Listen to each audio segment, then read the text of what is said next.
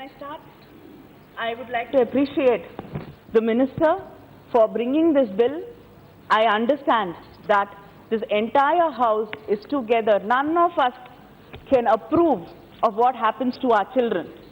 None of us can accept that their entire future is taken away by people who abuse them sexually, and the Minister is perfectly right that when she says that the collective consciousness of this House and the entire nation is shocked.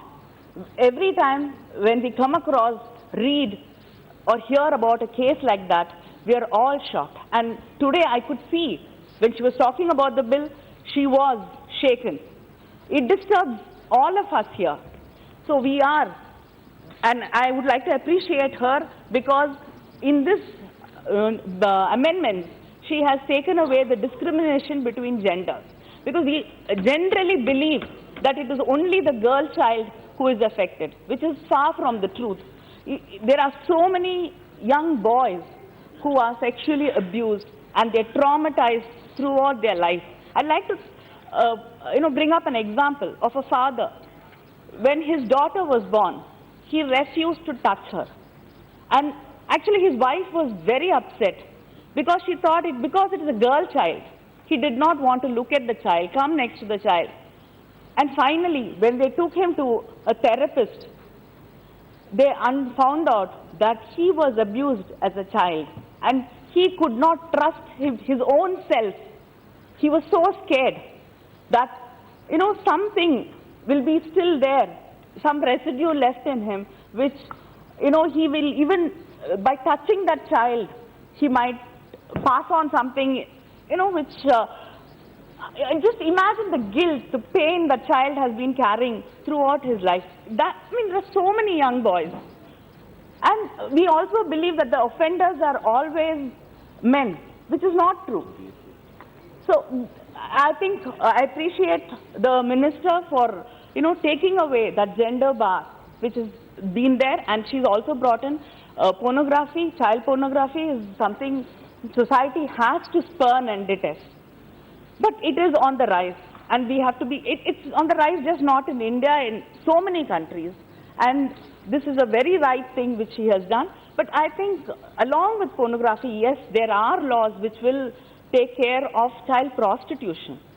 I hope if there will be another bill, or even in this bill, if she can address this, because trafficking for prostitution, there are other acts, but then under the POCSO, there's nothing, the bill doesn't talk about child prostitution. I think that also has to be addressed, because there are so many children who are trafficked for prostitution and abused. So, with all this, I appreciate the intention of the Minister, and all of us here, we respond very emotionally when something like this takes place. Even as a mother, as a human being, when I heard of the Katwa case, where a child, we cannot believe that anybody can treat a child like that, and that too in a temple premises. It was disgusting, and I think it is also a reaction to what happened that this bill is being brought in today. That we really think and believe that the person, the perpetrator of this crime should be drawn, hung and quartered. But can we make laws based on emotions? Laws are for the future.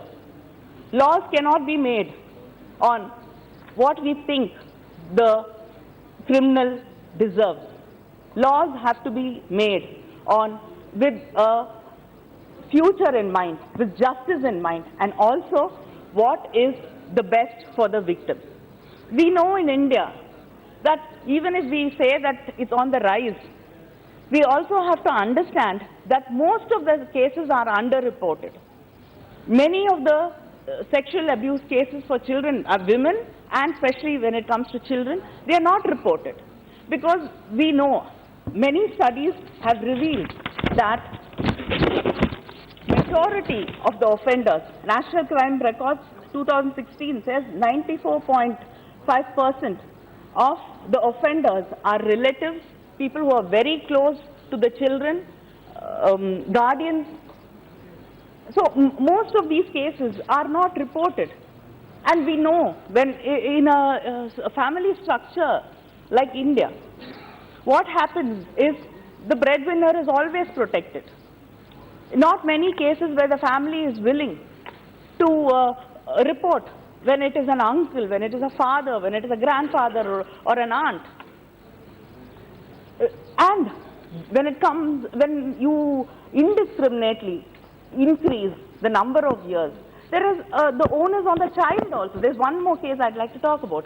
This child was adopted by her uncle, and she was brought up by that family. And after a few years, there was another child where the uncle who did not have a child had another child, a boy. But this uncle was continuously abusing this girl. So when finally she gathered the courage to report it, and when she found out that the punishment would be 20 years, she rethought, and she told these activists that who will take care of my brother? Who will take care of their son if I report? So there are many cases when we enhance punishment for the sake of punishment, that the witness turns hostile. And there's so much of family pressure also. How many families will allow a relative or a breadwinner or a guardian to be sent to for death penalty, to be hung? I think these have to be taken into consideration, because what you think you bring, we agree that it's brought with the best intention in mind, but then that should not become a deterrent for people to report the crime, for people, for witnesses being turned hostile. And one more thing is, there is definitely a lot of protection and sensitivity shown after the POCSO bill was passed in 2012 about how a child should be questioned, how they should be protected. But then when you bring in death penalty into it, then the judge is forced to make sure that there is no ambiguity in the case. So the judge is forced to directly question the child. The child, for them, it will become another harrowing experience, being questioned, being made to go into the details of the case.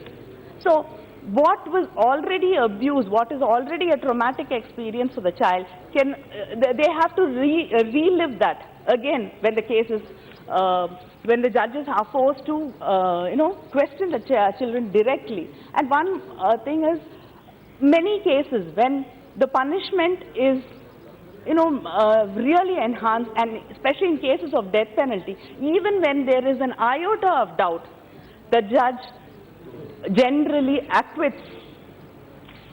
So, and especially when it comes to child abuse, it is very difficult to prove it 100%, and we know of many cases, because the children do not talk immediately.